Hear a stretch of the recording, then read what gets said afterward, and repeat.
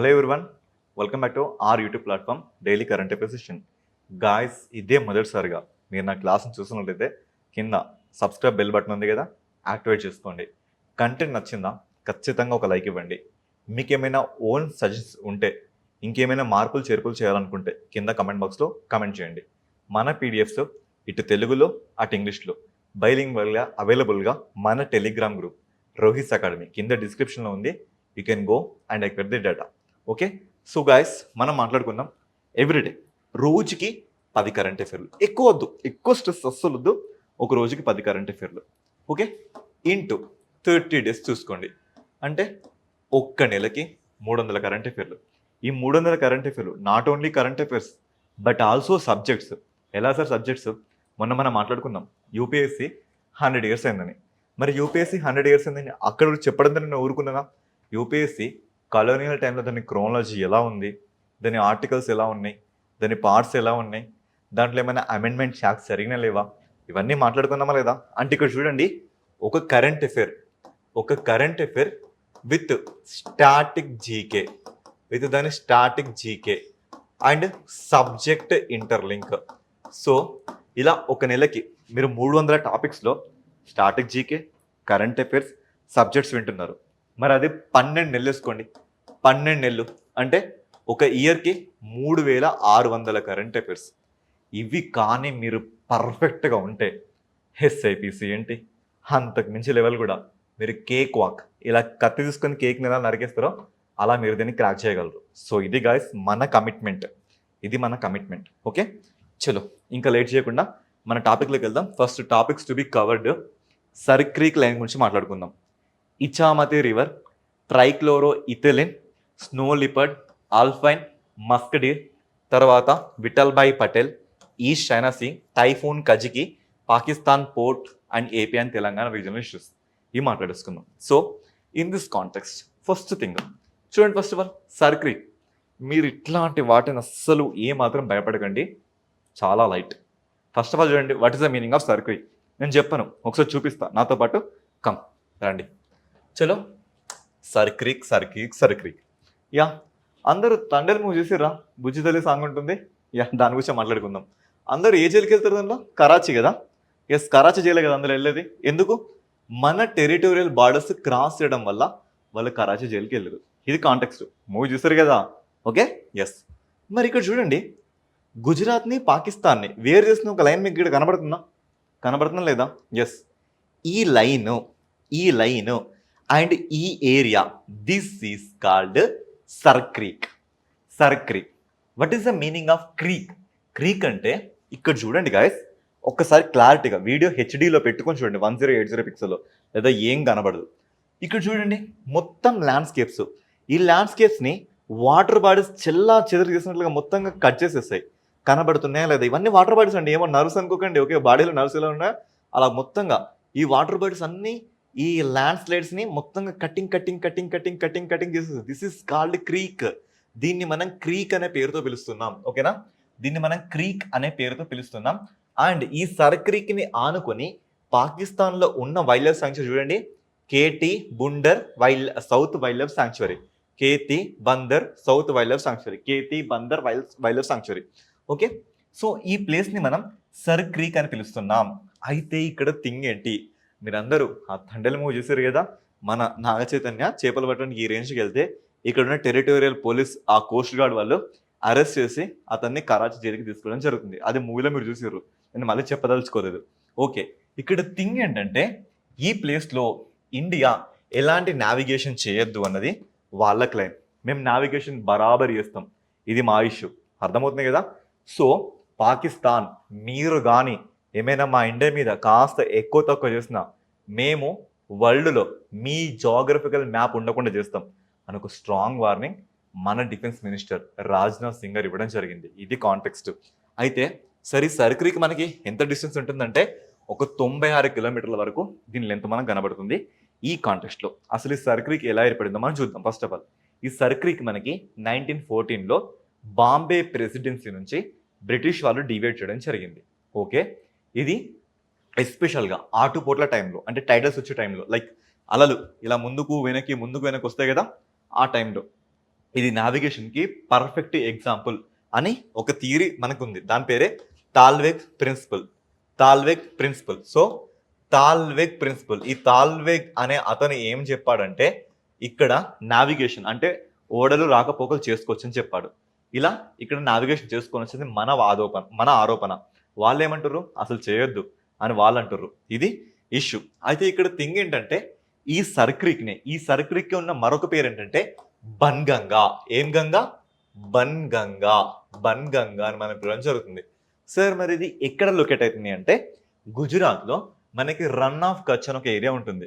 ఇంకా క్లారిటీగా చెప్పాలంటే మగధీర మూవీలో ధీర ధీర అని ఒక సాంగ్ ఉంటుంది. ఆ వెనకాల మొత్తం ల్యాండ్ స్లైడ్స్ అన్ని మనకు ఉప్పుగా తెల్లగా కనబడతాయి.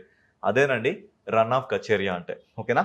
సో ఆ రన్ ఆఫ్ కచ్ ఏరియాలో ఇది మన మన మన ఇండియాలో రన్ ఆఫ్ కచ్ ఏరియాలో, పాకిస్తాన్లో చూసుకుంటే సింధ్ ప్రావిన్స్, మన దేశంలో స్టేట్స్ అని ఎలా పిలుస్తామో అక్కడ ప్రావిన్స్ అని పిలుస్తాం. ఈ రేంజ్లో లొకేట్ అయింది. ఇక్కడ ఇటు గుజరాత్లో రన్ ఆఫ్ కచ్లో, అటు పాకిస్తాన్లో సింధ్ ప్రావిన్స్లో ఇది మనకి లొకేట్ అవుతూ కనబడింది. ఇక్కడ చూస్తే this area is significant for security. ఇది దేనికి ఫేమస్ అంటే సెక్యూరిటీ. అంతగా సెక్యూరిటీ ఉండాల్సిందే కదా అక్కడ. Next fishing rights. మనకి తండల మూవీ అదే కదా, ఫిషింగ్ రైట్స్. మనకెంత రైట్స్ ఉన్నాయి, వాళ్ళకెంత రైట్స్ ఉన్నాయి. Oil and gas exploration, exclusive economic zone మాట్లాడుకుందాం. ఎక్స్క్లూజివ్ ఎకనామిక్ జోన్ అంటే ఏంటో మాట్లాడుకుందాం. ఇది ఇష్యూ అండి. ఎందుకు? ఇది కరెంట్ అఫేర్లో ఉంది. ఇంతే సింపుల్గా నేర్చుకోండి, ఈజీగా నేర్చుకోండి కరెంట్ అఫేర్. ఏ మాత్రం కూడా స్ట్రెస్ పెట్టకండి, స్ట్రెస్ అస్సలు పెట్టకండి. Okay yeah. సో ఇది ఇష్యూ. ఓకే, మరి నెక్స్ట్ కొన్ని క్వశ్చన్స్ మీకు ఇచ్చా. What is the Sir Creek? ఈ పరంగా నేను మాట్లాడా కదా. Next why the Sir Creek disputed? ఎందుకు డిస్ప్యూట్? పాకిస్తాన్ ఇండియా మధ్య మనకి లొకేట్ అయింది కాబట్టి. Why is the Sir Creek strategically important? పక్కనే పాకిస్తాన్ పెట్టుకుని స్ట్రాటజికల్లీ ఇంపార్టెంట్ అనకపోతే ఇంకేమంటాం? ఓకే, నెక్స్ట్ అయితే ఇక్కడ మీకు UN clause, United Nation Convention on law of seas. So చూడండి, యునైటెడ్ నేషన్స్ అంటే ప్రపంచ దేశాలు ఒక కన్వెన్షన్ తీసుకున్నాయి. దేని మీద? లా ఆఫ్ ది సీ, సముద్ర జలాలు ఎవరికి ఎంత రావాలి. మిమ్మల్ని వీడియో చూస్తున్న నిన్నే నేను క్వశ్చన్ అడుగుతున్నా. ఎందుకు ఇండియా మ్యాప్ని చూపించమంటే ఇండియా మ్యాప్తో పాటు మన శ్రీలంకను కూడా చూపిస్తాం. అబ్జర్వ్ చేసిరా? ఇండియా మ్యాప్ అన్నప్పుడు మన నేపాల్ చూపించాం, పాకిస్తాన్ చూపించాం, కానీ శ్రీలంక మ్యాప్ని మన మ్యాప్లో చూపిస్తాం. ఎందుకంటే that is situated in our economical exclusive zone. ఏంటో మాట్లాడదాం. ఎకనామికల్ అంటే ఆర్థికంగా ఎక్స్క్లూజివ్ జోన్లో మనకు ఉంది. ఎస్. అయితే ఇప్పుడు చూడండి, ఇప్పుడు కాస్త ఇది అర్థం చేసుకోండి. మెచ్యూరిటీ ఉండాలి. కానీ ఇక్కడ ఉంది ఎవరు? నేనున్నాక ఆ మెచ్యూరిటీ ఉన్నా ఒకటే, లేకపోయినా ఒకటే. నేను ప్రతి ఒక్కటి స్పూన్ ఫీడింగ్ చేస్తున్నా. చూడండి, ఫర్ ఎగ్జాంపుల్ ఇప్పుడు మన ఇండియా ఇలా ఉందండి, ఇలా ఉంది. మరి ఎక్కడి వరకు ఇండియాకి దీని మీద అధికారం ఉంటుంది? ఎక్కడి వరకు మన ఇండియాకి ఈ సముద్రం ఉంది కదా. ఎస్. చూడండి, ఫర్ ఎగ్జాంపుల్ నేను విశాఖపట్నంకి వెళ్తున్నా. ఈ సముద్రం నుంచి మన అధికారం ఇక్కడ వరకు ఉందా, లేదా ఇక్కడ వరకు ఉందా, లేదా మొత్తంగా ఉందా? సో ఏదో ఒక కన్వెన్షన్ ఫ్రేమ్వర్క్ అయితే ఉండాలి కదా. ఆ ఫ్రేమ్వర్కే United Nation Convention law of the sea. అర్థమవుతుందా? సముద్రాల మీద ఎవరికెంత రావాలనేది లా ఆఫ్ ది సీ. ఇది ఎప్పుడు వచ్చిందంటే సిగ్నేచర్స్ 1982లో వచ్చింది, కానీ అమలు మాత్రం 1994 నుంచి అమలైంది. దీని ప్రకారంగా సముద్రాన్ని మనం కొన్ని జోన్స్గా ప్రకటిస్తున్నాం. ఒకటి టెరిటోరియల్ సీ లెవెల్ అంటే ఎక్కడి వరకైతే ఒక 12 నాటికల్ మైల్స్. సో సముద్రం ల్యాండ్ నుంచి 12 నాటికల్ మైల్స్. మరి ఒక నాటికల్ మైల్ అంటే ఎంత సార్ అంటే అప్రాక్సిమేట్లీ 1.84 కిలోమీటర్. మరి 12 నాటికల్ మైల్స్ ఎంత అంటే మీరే ఇంటూ చేసుకోండి. ఓకేనా? సో ఇన్ని నాటికల్ మైల్స్ వరకు ఉన్న సముద్ర ప్రాంతాన్ని మనం ఏమంటున్నాం? టెరిటోరియల్ సీ లైన్ అంటున్నాం. ఓకే, నెక్స్ట్ కాంటిగ్యూయస్ జోన్ అంటే ల్యాండ్ నుంచి 24 నాటికల్ మైల్స్ ఉన్నదాన్ని మనం కాంటిగ్యూయస్ జోన్ అంటున్నాం. ఎక్స్క్లూజివ్ ఎకనామిక్ జోన్ అంటే ల్యాండ్ నుంచి దాదాపుగా 200 నాటికల్ మైల్స్ ఉన్న ఏరియాని ఎక్స్క్లూజివ్ ఎకనామిక్ జోన్ అంటున్నాం. ఇక్కడి వరకు మన ఇండియాకి ఏ దేశానికైనా అధికారం ఉంటుంది. ఇక ఆ తర్వాత ప్రపంచ దేశాలన్నిటికీ అధికారం ఉంటుందని ఇది చెప్పడం జరుగుతుంది. ఇప్పుడు క్లియర్ కదా? డేటా క్లియర్ కదా? ఎస్. చలో నెక్స్ట్ కాంటెక్స్ట్. సో టైఫూన్ కజికి నిన్నే మనం మాట్లాడుకుందాం. ఏ టైఫూన్ గురించి? టైఫూన్ శక్తి, లైక్ సైక్లోన్ శక్తి గురించి మాట్లాడుకుందాం. ఎక్కడొచ్చింది? బే ఆఫ్ అరేబియాలో వచ్చింది. ఓకేనా? సో ఇప్పుడు టైఫూన్ కజికి ఎక్కడొచ్చింది సార్ అంటే ఇది వియత్నాంలో రావడం జరిగింది. వియత్నాం ఎక్కడుంది సార్ మరి? సో ఇది మనకి పశ్చిమ పసిఫిక్లో మనకు కనబడుతుంది. ఓకేనా? ఎక్కడ కనబడుతుంది? పశ్చిమ పసిఫిక్లో కనబడుతుంది. సో టైఫూన్ కజికి సార్, మరి మొన్నేమో సైక్లోన్ అన్నారు, ఇక్కడేమో టైఫూన్ అంటారు. మరి అదే ఆస్ట్రేలియాలో విల్లీ విల్లీ అంటున్నాం, అదే అమెరికాలో హరికేన్స్ అంటున్నాం. పేరు ఏదైనా కానీ ప్రాబ్లం ఒకటే. సో నిన్న చెప్పిన డేటానే మళ్ళీ చెప్తున్నా, కాస్త క్లారిటీ వినండి. సో గాయస్, ఇప్పుడు ఇలా మన ఎర్త్ లొకేట్ అయింది. ఇది ఈ ఈక్వేటర్ విచ్ మీన్స్ భూమధ్య రేఖ, ఇది ట్రాపిక్ ఆఫ్ క్యాన్సర్ అంటే కర్కట రేఖ, ఇది ట్రాపిక్ ఆఫ్ క్యాప్రికోన్ అంటే మకర రేఖ. సో ఈ రీజియన్లో సూర్యరశ్మి పడడానికి మనకి ఎక్కువ స్కోప్ ఉంది. అంటే సన్ తన రేస్ని స్ట్రేట్గా ఈ ప్లేస్లో పెట్టగలడు. తర్వాత ఈ లైన్ దాటినాక ఈ సన్ రేస్ కాస్త స్లాంట్ అయిపోతాయి, అంటే వంగి ప్రయాణించడం స్టార్ట్ అవుతుంది. మిమ్మల్ని నేను క్వశ్చన్ అడుగుతున్నా గాయస్, మిమ్మల్ని క్వశ్చన్ అడుగుతున్నా, సన్ రేస్ ఇలా నడి నెత్తి మీద పడితే నాకు ఎక్కువ హీట్ ఉంటుందా, లేదా సన్ అక్కడ ఎక్కడ ఉన్నాడు ఇలా ఇలా స్లాంట్గా నా మీద పడుతుంది అప్పుడు నాకు ఎక్కువ హీట్ ఉంటుందా? నడి నెత్తి మీద పడుతున్నాయి కదా నాకు ఎక్కువ హీట్ ఉంటుంది. ఇక్కడ నుండి అదే చెప్తున్నా, సన్ రైస్ స్ట్రీట్గా పడ్డం వల్ల ఈ ఏరియా మొత్తం మనకి ట్రాపికల్ జోన్గా మనకు కనబడుతుంది. మళ్ళీ ట్రాపికల్ జోన్ అంటే ఏంటో అనుకోకండి, ఉష్ణం ఎక్కువ ఉన్న దాన్ని మనం ట్రాపికల్ జోన్ అంటున్నాం. ఇంతకుమించి ఇంకేం లేదు. అయితే ఈ ట్రాపికల్ జోన్ ఇక్కడ థింగ్ ఏంటి అంటే, ఎప్పుడైతే టెంపరేచర్ కానీ, వాటర్ వేపర్ కానీ, ఆల్టిట్యూడ్ ఎత్తులు కానీ ఇవన్నీ పెరిగితే ప్రెషర్ తగ్గుతుందండి. ఓకేనా? టెంపరేచర్ పెరిగితే ప్రెషర్ తగ్గుతుంది, వాటర్ వేపర్ పెరిగితే ప్రెషర్ తగ్గుతుంది, ఎత్తు పెరిగితే ప్రెషర్ తగ్గుతుంది. మరి ప్రెషర్ తగ్గితే మనకేం జరుగుతుంది? ఖచ్చితంగా మన బాడీ బ్యాలెన్స్ కోల్పోతుంది. ముక్కులోంచి, చెవుల్లోంచి, నోట్లోంచి బ్లడ్ బ్లీడ్ అవుతుంది. ఎందుకు? ఆ పర్టికులర్ ప్రెషర్ ఉంది కాబట్టి నేను మీతో ఇంత స్పష్టంగా మాట్లాడగలుగుతున్నా, ఈజీగా మొబైల్లో ఈ న్యూస్ చూడగలుగుతున్నారు. మరి what is the meaning of pressure? మరి ప్రెషర్ అంటే ఏంటి సార్ అంటే, applying force on certain area. ఓకేనా? సో కొంత ఫోర్స్ ఒక ఏరియా మీద అప్లై అవుతుంది. ఇది ఒక ఏరియా, దీని మీద ఒక ఫోర్స్ అప్లై అవుతుంది, అంతేనా? ఎస్. సరే, మరి ఫోర్స్ అంటే ఏంటి సార్ అంటే మాస్ ఇంటూ యాక్సిలరేషన్. మరి మాస్ అంటే ఏంటి సార్ అంటే, ఇది మాస్, బరువు అనుకోకండి. ఈ బరువు భూమి మీద ఒకలాగా ఉంటుంది, మూన్ మీద ఒకలా ఉంటుంది, మార్స్ మీద ఒకలా ఉంటుంది, జూపిటర్ మీద ఒకలా ఉంటుంది, సాటర్న్ మీద ఒకలా ఉంటుంది. దీని మాస్, ఇది యూనివర్స్లో ఎక్కడున్నా ఇలానే ఉంటుంది. సో ఈ మాస్కి కొంత యాక్సిలరేషన్, స్పీడ్ కాదండి, యాక్సిలరేషన్ అంటే ఆ స్పీడ్లో వచ్చే రేట్ ఆఫ్ చేంజ్. ఓకేనా? సో ఇలా దీన్ని మనం ప్రెషర్ అని పిలుస్తున్నాం. సో ఈ ప్రెషర్ దేనికి విలోమానుపాతంలో, ఇన్వర్స్లీ ప్రపోర్షనల్ ఉంటుంది సార్ అంటే, వీటి మీద ఇన్వర్స్లీ ప్రపోర్షనల్ ఉంటుంది. ఒకటి టెంపరేచర్, మరొకటి వాటర్ వేపర్, మరొకటి ఆల్టిట్యూడ్, వీటి మీద ఉంటుంది. సో ఇప్పుడు ఈ రేంజ్లో ఆబ్వియస్లీగా ప్రెషర్ తగ్గుతూ ఉంటుంది. ఎందుకంటే సన్ లైట్ పెరగడం వల్ల, సూర్యరశ్మి ఎక్కువ ఈ ప్లేస్లో పడడం వల్ల హీట్ జనరేట్ అవుతుంది, అంటే టెంపరేచర్ ఎక్కువ అవుతుంది. టెంపరేచర్ ఎక్కువ అవుతున్నప్పుడు ఈ ప్లేస్లో లో అట్మాస్ఫిరిక్ ప్రెషర్ ఏర్పడినప్పుడు ఈ లో అట్మాస్ఫిరిక్ ప్రెషర్ని కవర్ చేయడానికి ప్రపంచంలో నలుమూలలో ఉన్న గాలులు కూడా ఇలా బలంగా వచ్చి ఈ ప్లేస్ని కవర్ చేయడం జరుగుతుంది. సో అప్పుడు మనకి ఈ ప్లేస్లో ఒక సుడిగాలి లాగా ఒకటి ఏర్పడుతుంది. దాన్నే మనం ఏమంటున్నామంటే తుఫాను అంటున్నాం. ఆ తుఫాను హిందూ మహాసముద్రం మీద ఏర్పడితే దాన్ని సైక్లోన్ అంటున్నాం.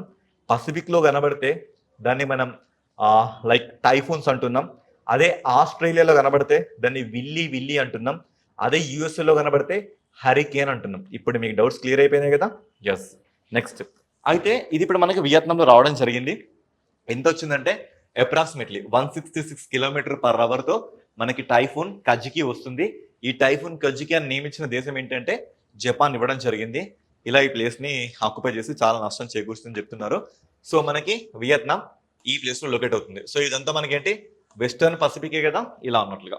Okay, next. సో ఇదేనండి ఎక్కడ ఏ పేరుతో మనం పిలుస్తాం. ఓకేనా? సో ఇప్పుడు హిందూ మహాసముద్రంలో వస్తుందని మనం ఏమని పిలుస్తున్నాం? సైక్లోన్స్ అని పిలుస్తున్నాం. అదే మనకి అట్లాంటిక్ ఓషన్లో, ఇక్కడ చూడండి, ఎస్ దిస్ ఇస్ అట్లాంటిక్ ఓషన్లో వస్తే మనం దీన్ని హరికేన్స్ అని పిలుస్తున్నాం. ఒకవేళ పసిఫిక్లో వస్తే, ఈ రేంజ్లో వస్తే, it is called as typhoon. If it is occurs in Australia, then it is called as willy. Where is it? So hurricane, typhoon, cyclone, and next willy. Okay, yes, this is willy.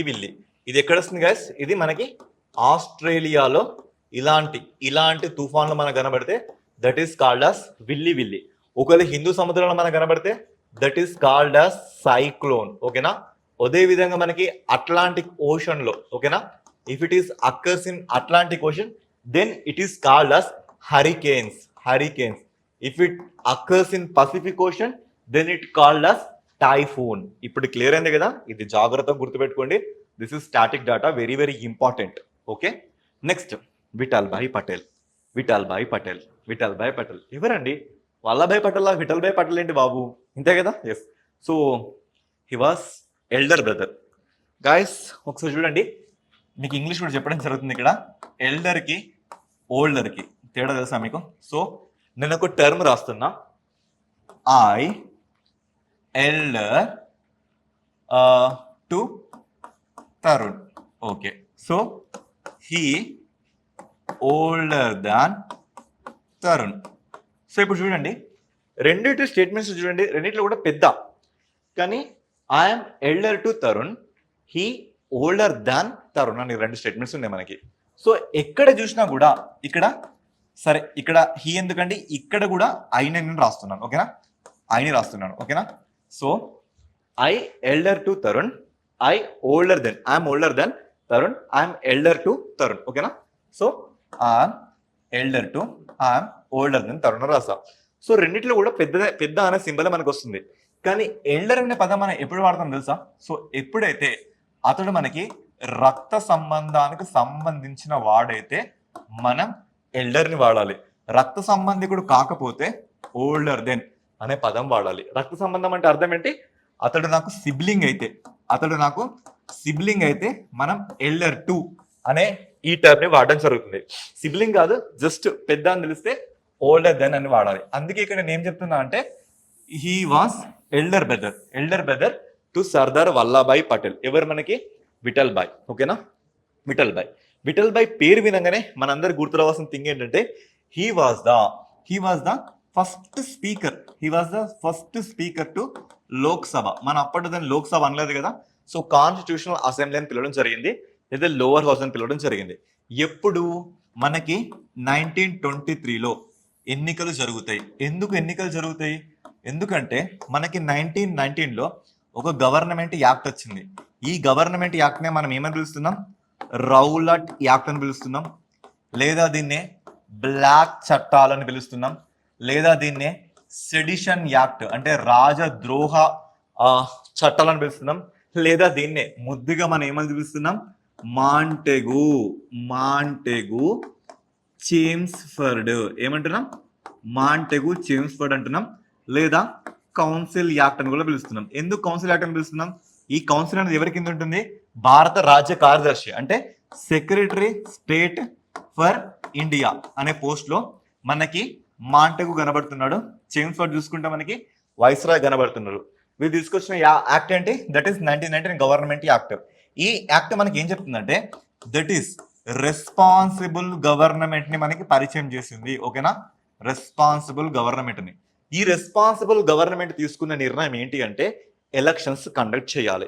ఎప్పుడు conduct చేయాలి? 1923లో conduct చేస్తున్నారు.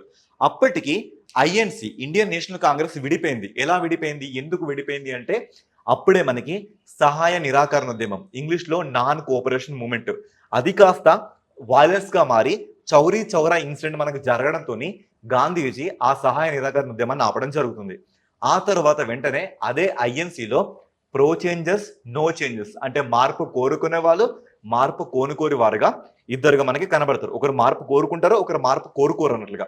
అలా మార్పు కోరుకున్న వారు start చేసిన ఒక political party పేరు ఏంటంటే దట్ ఈస్ స్వరాజ్ పార్టీ. ఓకేనా? పార్టీ పేరు ఏంటి?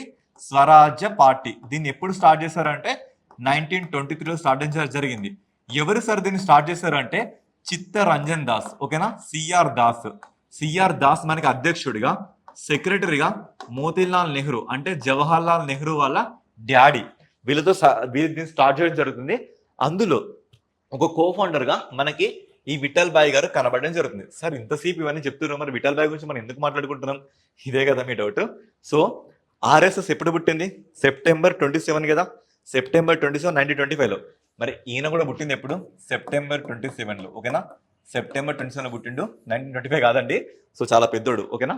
సో ఈయన బర్త్డే సందర్భంగా మనం ఈ విషయాలన్నీ మాట్లాడుకుంటున్నాం. ఓకేనా? సో ఇక్కడ చూస్తే ఈయన 1873లో September 27న పుట్టడం జరిగింది. బేసికల్ గా స్వరాజ్య పార్టీ నుంచి ఎలక్ట్ అవ్వడం జరిగింది.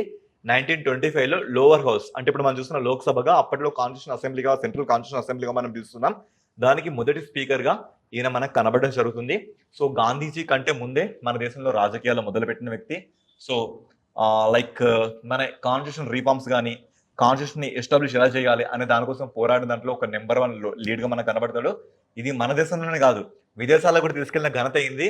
ఎంత అంటే ఈయన విదేశాలకు తీసుకెళ్తూ ఆ విదేశాలను మరణించడం జరిగింది. అంటే మన దేశానికి ఇండిపెండెన్స్ రావాలన్న ఒక నినాదాన్ని ఫారిన్ కి కూడా స్ప్రెడ్ చేసిన ఒక గొప్ప మహనీయుడు. చెప్పాలంటే వల్లభాయ్ పటేల్ కంటే ముందు నుంచే ఇతని సర్వీసెస్ మనకు కనబడుతున్నాయి. Indian freedom struggle not only in the country but also abroad. ఇలా 1933లో స్విట్జర్లాండ్ లో జెనీవాలో ఈ మహాత్ముడు మరణించడం జరిగింది. ఓకేనా? సో ఇలా మనం చూడొచ్చు ఈయన బాంబే లెజిస్లేటివ్ కౌన్సిల్ నుంచి మనకి ఎన్నికవుతున్నట్లుగా కనబడడం జరుగుతుంది. ఓకేనా? So this is short summary about Shri Vithal Bhai Patel garu. So ఇక్కడ చూడొచ్చు కొన్ని క్వశ్చన్స్. ఈ పీడిఎఫ్ అంతా కూడా మీకు అవైలబుల్గా ఉంటుంది. Okay, next East China Sea. ఎప్పుడు చూడండి ఈ చైనా సీ ఏదో ఒక లుల్లి పట్టుకొస్తూనే ఉంటుంది. ఎందుకు ఒకసారి చూద్దాం రండి. చైనా అసలే దూకుడు ఎక్కువ, మరి అలాంటి చైనాకి తన సముద్రం అంటే ఇంకా తనకి ఇంకెలా ఉంటుంది? సో గాయస్ ఒకసారి క్లారిటీ చూడండి. ఇక్కడ మీకు చైనా కనబడుతుందా లేదా? ఎస్, ఈ చైనాని ఆనుకునున్న ఈ వెస్ట్ పసిఫిక్ సీ మొత్తాన్ని కూడా మనం చైనా సీ అని పిలవడం జరుగుతుంది.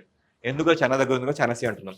అయితే ఇదే చైనా సీలో మనకి జపాన్, సౌత్ కొరియా, ఇక్కడ చూస్తే థాయివాన్, ఇక్కడ చూస్తే మనకి ఫిలిప్పీన్స్, సో ఇక్కడ చూస్తే మనకి వియత్నాం, ఇవన్నీ కూడా మనకి ఇదే ప్లేస్లో కనబడడం మనం అబ్జర్వ్ చేయొచ్చు. ఓకేనా? ఎస్. సో అయితే ఇప్పుడు థింగ్ ఏంటి అంటే, ఇప్పుడు నేను ఇంతకుముందు చెప్పాలి కదా ఎక్స్క్లూజివ్ ఎకనామిక్ జోన్ అంటే ఒక దేశం ఈ ల్యాండ్స్కేప్ నుంచి 200 నాటికల్ మైల్స్ వరకు ఉన్న ఏరియాని ఎక్స్క్లూజివ్ ఎకనామిక్ జోన్ అంటాం. అదేవిధంగా ఈ జపాన్ ఎక్స్క్లూజివ్ ఎకనామిక్ జోన్, ఈ చైనా ఎక్స్క్లూజివ్ ఎకనామిక్ జోన్ రెండు ఒకే దగ్గర కన్వర్జ్ అవుతున్నాయి. అలా జపాన్ ఒక గ్యాస్ స్టేషన్, ఒక గ్యాస్ ఫీల్డ్ ని ఇక్కడ ఎస్టాబ్లిష్ చేద్దాం అనుకుంటే చైనా దానికి కౌంటర్ అటాక్ చేయడం జరుగుతుంది. మా ఏరియాలో మీరు ఎలా స్టార్ట్ చేస్తారు అని ఇక్కడ ఒక గొడవకి తెరదీయడం జరిగింది. అదే ఈ ఇష్యూ. ఓకేనా? అదే ఇష్యూ. ఇక్కడ రెండు దేశాలు కూడా ఎక్స్క్లూజివ్ ఎకనామిక్ జోన్ల వాదనలను గురించిన గొడవలు పడుతున్నాయని ఇక్కడ మనకు స్టోరీ వచ్చింది. సో ఇంత గాయస్, ఇంతకంటే ఇంకెక్కువ ఏం లేదు. సో బేసికల్గా ఇది వచ్చి మనకి ఇక్కడ ఏ లొకేషన్లో ఉంది ఇదే అండి.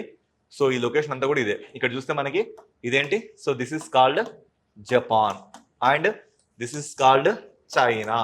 ఇది చూసుకుంటే మన సౌత్ కొరియా, తాయివాన్, ఇది ఫిలిప్పీన్స్, ఇలా మనం అబ్జర్వ్ చేయొచ్చు. ఇక్కడ ఎప్పుడు మనకు గొడవలే మనకు కనబడుతున్నాయి. ఇక్కడ స్టేట్మెంట్ చెప్తడం జరుగుతుంది. సో సరిపోతుంది గాయస్. ఇక్కడ మన ఫేమస్ దీవులు ఉన్నాయి, ఏం కూడా మీకు అనవసరం. సో సరిపోతుంది. Okay, ya. Next alpine musk deer. Musk deer అంటే తెలుగులో ఏంటంటే కస్తూరి జింక. ఓకే, మస్కడీర్ని మనం ఏమంటున్నామంటే కస్తూరి జింక. ఓకేనా సార్? కస్తూరి జింక అంటే ఏంటంటే, సో ఇక్కడ చూడండి ఇలా జింకకి ఇక్కడ కొంచెం క్లారిటీగా అబ్జర్వ్ చేయొచ్చు. సో ఏదో టీత్ ఇలా బయటకు వస్తున్నాయా, టీత్ ఇలా ఆ స్ట్రక్చర్ మీరు అబ్జర్వ్ చేయండి. This is called musk deer. అయితే చెప్పాలంటే దీన్ని రియల్ డీర్గా మనం కన్సిడర్ చేయొద్దంట. జింక జాతికి సో దగ్గరకు ఉంటుంది, దట్స్ ఇట్. Okay, yes. ఇక్కడ చూస్తే ఇది ఏషియాలో మాత్రమే కనబడే ఒక మస్కడీర్. ఏషియాలో మాత్రమే, only in Asia. Okay, very రీసెంట్గా సెంట్రల్ జూ అథారిటీ వాళ్ళు ఇచ్చిన రిపోర్ట్ ప్రకారంగా యాక్చువల్గా మనం ఈ ఆల్పైన్ మస్కడీర్ మీద మనం ప్రొటెక్షన్ చర్యలు తీసుకోవాలి. బట్ ఈ ఆల్పైన్ మస్కడీర్ని కనిపెట్టక మనం హిమాలయన్ మస్కడీర్ మీద ప్రొటెక్షన్ చర్యలు తీసుకున్నామంట. అంటే తప్పిదం జరిగింది. యాక్చువల్గా దీని మీద మనం ప్రొటెక్షన్ యాక్టివిటీస్ తీసుకోవాలి, బట్ దీని కాకుండా ఇంకో దాని మీద మనం తీసుకోవడం జరిగింది. అది కాంటెక్స్ట్. ఓకే, సో ఈ కాంటెక్స్ట్ పక్కన చూస్తే అసలు యాక్చువల్గా దీని గురించి మనం కొంచెం మాట్లాడుకుంటే సరిపోతుంది. బేసికల్లీ సో ఎస్, బేసికల్లీ ఇదొక డిఫరెంట్ కైండ్ ఆఫ్ స్పీషీస్గా మనం చూడొచ్చు. ఎందుకు సార్ అంటే ఇది ఓన్లీ మనకి ఆసియాలో మాత్రమే కనబడుతున్న క్రెపస్కులర్ స్పీషీస్. ఒకసారి చూడండి, crepuscular. It is called crepuscular. What is the meaning of crepuscular sir? యాక్చువల్గా we are called nocturnal species, diurnal species. Nocturnal అంటే మీనింగ్ ఏంటి? They only active at night time or dark season. అంటే రాత్రులు మాత్రమే active ఉండే జీవులు మనం నాక్టర్నల్ ఉంటాం. ఇక్కడ చూడండి, this is called crepuscular. Crepuscular means these kind of species active in the twilight mode. What is the meaning? Twilight mode. ఓకేనా? Twilight mode. What is the meaning of twilight? మనకి English లో famous movies కూడా ఉన్నాయి, Twilight Saga అని. Okay, what is the meaning of twilight? Twilight means where dawn and dusk meets అంటే ఎక్కడైతే సూర్యోదయం and సూర్యాస్తమయం ఈ రెండు మీట్ అవుతున్న ప్లేస్. సార్ అట్లా మీట్ అవుతాయి? వెయిట్ సాయంత్రం అవుతుంది, వెంటనే సన్ వెళ్ళిపోవడం, చీకటి పడ్డం, రెండు కనబడతాయా? ఇంకా చెప్పాలంటే సాహో మూవీలో మన ఇద్దరం ట్విలైట్ లాగా అని ప్రభాస్ చెప్తాడు, గుర్తుందా? ఎస్, అలాగే మన పొద్దున్నే ఇలా డార్క్ వెళ్ళిపోతుంది, అలా మార్నింగ్ వస్తుంది. This is called twilight. ఈ ట్విలైట్ లో యాక్టివ్ ఉన్న జంతువులు మనం ఏమంటామంటే క్రెపాస్కులర్ యానిమల్స్ అంటాం. ఇది ఒక క్రెపాస్కులర్ యానిమల్ గా మనం చూడొచ్చు. ఇది అత్యంత ఎండేంజర్డ్ స్పీషీస్. చూస్తే IUCN లో మనకి ఇది ఎండేంజర్ లిస్ట్ లో ఉంది. సైటస్ లో చూసుకుంటే అపెండిక్స్ 1 లో ఉంది. సైటస్ అంటే ఏంటి సార్ అంటే ఆల్రెడీ దీని గురించి నేను మాట్లాడా.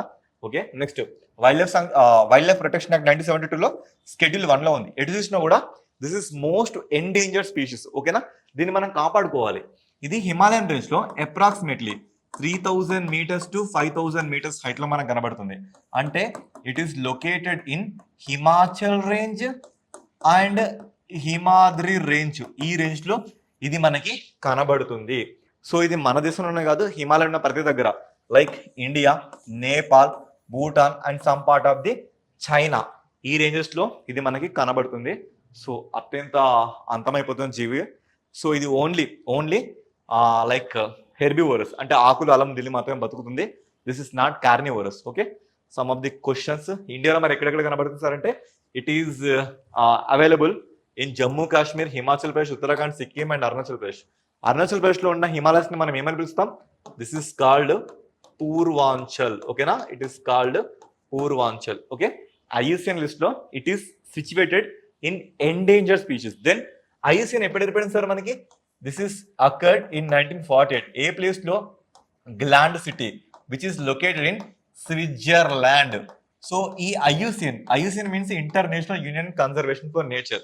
ఇది మనకి 1964 నుంచి ఒక రెడ్ డేటా బుక్ ఇవ్వడం జరుగుతుంది. అందులో మొత్తంగా 9 కేటగిరీస్ ఉంటాయి. ఆ 9 కేటగిరీస్ లో సో ఇది వచ్చేసి మనకి ఎండేంజర్డ్ అంటే అంతరించిపోతున్న జీవుల జాతిలో ఇది మనకి లొకేట్ అయి కనబడుతుంది. Okay, next. So next Ichamati river ఏంటి? మదర్ గాడెస్ దుర్గమ్మ కదా. ఇదేనండి సిచ్యువేషన్. అయితే ఇచామతి రివర్ ఇది మనకి పద్మా రివర్ అంటే అర్థం ఏంటి? గంగా నదిని మనం బంగ్లాదేశ్ లో పద్మా అని పిలుస్తున్నాం. ఈ పద్మాకి ఒక ఉపనది ఉంటుంది, దాని పేరు మాతబా నది. ఈ మాతబా నది యొక్క ఉపనదే ఇప్పుడు మనం చూస్తున్న ఈ ఇచామతి రివర్. ఈ ఇచామతి రివర్ మన దేశంలో వెస్ట్ బెంగాల్లో Nadia district, A district? Nadia district and 24 Parganas, 24 పరగనాలు అనే ఈ డిస్టిక్ లో ఫ్లో అవుతూ ఇది కాస్త బంగ్లాదేశ్ లోకి వెళ్ళిపోతుంది. ఎలా వెళ్ళిపోతుంది సార్ అంటే ఒకసారి మీరే కొంచెం క్లారిటీగా చూస్తే మీకు అర్థమవుతుంది. ఇప్పుడు చూడండి, దిస్ ఇస్ వెస్ట్ బెంగాల్. ఈ వెస్ట్ బెంగాల్ నుంచి పక్కనే కదా మనకి బంగ్లాదేశ్ కనబడుతుంది. సో ఇలా ఆ బంగ్లాదేశ్ లోకి వెళ్ళిపోతుంది. అయితే వెరీ రీసెంట్ గా మనం ఏం చేస్తున్నాం? మనం లైక్ దుర్గామాత విగ్రహాల్ని నిమజ్జనం చేసే భాగంలో నదుల్లో లేదా రిజర్వాయర్స్ లో మనం నిమజ్జనం చేస్తాం. అలా ఇరు దేశాల మధ్యలో బార్డర్ గా ఉన్న ఈ ఇచామతి రివర్ లో దుర్గామాతని నిమజ్జనం చేస్తున్నారు. బేసికల్ గా బంగ్లాదేశ్ అంటే ముస్లిమ్స్ కంట్రీస్ గా, ఇండియా అంటే హిందూస్ కంట్రీస్ గా మనం ట్రీట్ చేస్తాం. అలాంటి ప్లేస్ లో మరి గొడవలు జరగవచ్చిన ఉద్రిక్త నేపథ్యంలో ఇక్కడ CRPF బలగాలు దింపడం జరిగింది. అలా ఇప్పుడు ఇది మనకి న్యూస్ లోకి వచ్చింది. ఓకే, ఎస్, ఇది చూస్తే అప్రాక్సిమేట్లీ 216 కిలోమీటర్స్ వరకు మనకి ఫ్లో అవుతూ Kalindi river at Hasnabad in North 24 Pargana district of the West Bengal. ఈ డేటా ఏం అవసరం లేదంటే మీకు జస్ట్ మన దేశంలో బంగ్లాదేశ్ లో ఫ్లో అవుతుందని గుర్తుపెట్టుకోండి. ఓకేనా, ఏ రివర్? ఇచామతి రివర్. దేనికి? పద్మా రివర్ యొక్క, మాతబా రివర్ యొక్క ఉపనదిగా మనం దీన్ని చూడొచ్చు. ఓకేనా, ఎస్. నెక్స్ట్ ఇది కాస్త ఇంపార్టెంట్ అండి, ట్రైక్లోరో ఇథిలిన్. యాక్చువల్గా ట్రైక్లోరో ఇథిలిన్ వల్ల మనుషులకి లివర్ కానీ, కిడ్నీస్ కానీ అండ్ పార్కిన్సన్స్ డిసీజ్ కానీ ఇవి వస్తున్నాయని ఇప్పుడు రీసెంట్ రీసెర్చ్ తెలిసిందంట. బేసికలీ ఈ ట్రైక్లోరో ఇథిలిన్ ని మనం ఎక్కడ వాడతామంటే టు మేక్ రిఫ్రిజరేటర్స్, ఏరోజోల్స్ అలాంటి వాటిలో మనం వాడాక ఇది లీక్ అయ్యి భూమిలో కెమికల్ రియాక్షన్ లేదా గాలిలో, వాటర్లో కెమికల్ రియాక్షన్ అయ్యి ఇది మన మనుషులకు చేరుతుందంట. దీనివల్ల వెరీ రీసెంట్ గా పార్కిన్సన్స్ డిసీజ్ ని కూడా మనం ఐడెంటిఫై చేసామని ఇలా ఇది మనకి న్యూస్ లోకి వచ్చింది. ఓకేనా, సో సరిపోతుందండి ఈ డేటా. ట్రైక్లోరో ఇథిలిన్ గుర్తుపెట్టుకోండి. నెక్స్ట్ స్నో లిపర్డ్, మంచు చిరుత. బేసికల్లీ స్నో లిపర్డ్ దీన్ని మనం it's a ghost of Himalayas అని పిలుస్తాం. It is a state animal for Ladakh and Himachal Pradesh. ఈ రెండింటి యొక్క రాష్ట్ర జంతువుగా మనం ఈ స్నో లిపర్డ్ చూస్తాం. అయితే వెరీ రీసెంట్ గా స్టేట్ ఫారెస్ట్ డిపార్ట్మెంట్ లో మనకి వైల్డ్ లైఫ్ వింగ్ లో నేచర్ కన్జర్వేషన్ ఫౌండేషన్ అని ఒక ఫౌండేషన్ వాళ్ళు వెరీ రీసెంట్ గా రిపోర్ట్ తీస్తే ఒక్క హిమాచల్ ప్రదేశ్ లోనే 83 మంచు చిరుతలు ఉన్నాయనే విషయం తెలిసింది. అది 2021 తో పోల్చుకుంటే 51 వరకు పెరిగాయనే ఒక నిజం మనకు తెలిసింది. Basically it is located in IUCN vulnerable category list.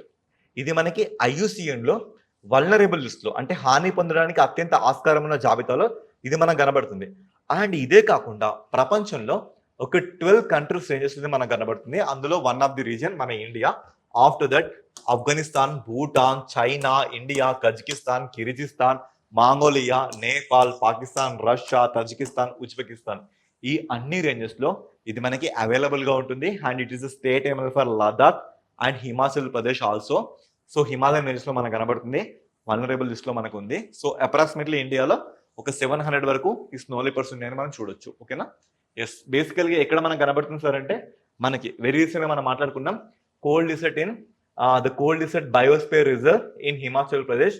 ఇంకా చెప్పాలంటే Kibber wildlife sanctuary, Chandratal wetland, Pin valley national park, Kinnaur, Lahaul and Spiti valley district ఈ అన్ని రేంజెస్ లో ఉండేది మనకు కనబడుతుందని ఇక్కడ మనం చూసి చెప్పొచ్చు. ఓకేనా? ఎస్. సో నెక్స్ట్ ఒక పేపర్ కట్ అండి. సో ఈ సీజన్ లో ఖరీఫ్ సీజన్ లో మనం సాగును చూసుకుంటాం. మన ఖరీఫ్ సీజన్ అయిపోయింది కదా. బేసికల్లీ వెదర్ ని మనం ఎన్ని సీజన్ చూసుకుంటాం? ఒకటి ఖరీఫ్ సీజన్ గా మనం ట్రీట్ చేస్తాం, నెక్స్ట్ రబీ సీజన్ గా ట్రీట్ చేస్తాం, ఎండాకాలాన్ని మనం జయద్ సీజన్ గా చూసుకుంటాం. సో ఖరీఫ్ సీజన్ జనరల్ గా వర్షాకాలం అని పిలుస్తాం, దీన్ని మనం శీతాకాలం అని పిలుస్తాం, దీన్ని మనం ఎండాకాలం అని పిలుస్తాం. ఓకేనా? సో ఈ ఖరీఫ్ కి సంబంధించిన రిపోర్ట్స్ మళ్ళీ ఇప్పుడు మనకు ముందుకు వస్తున్నాయి.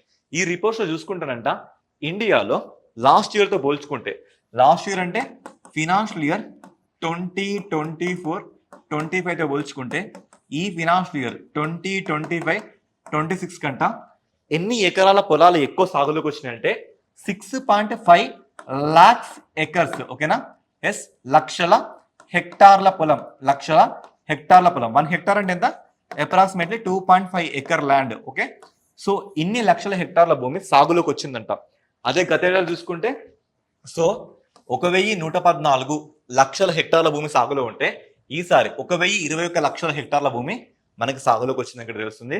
వరి కానీ పప్పు ధాన్యాలు కానీ సో ప్రతిదీ కూడా ఇక్కడ పెరిగిందనే డేటా మనకి అర్థమవుతుంది. ఓకేనా? So guys, this is the today's class. ఇంతకంటే more data and more quality of content తో నెక్స్ట్ సీజన్ లో మనం కలుసుకుందాం. Until then, keep following our channel, keep showing your love towards us. This is your Shawan sir, Faculty of Current Affairs and Geography. Thank you so much.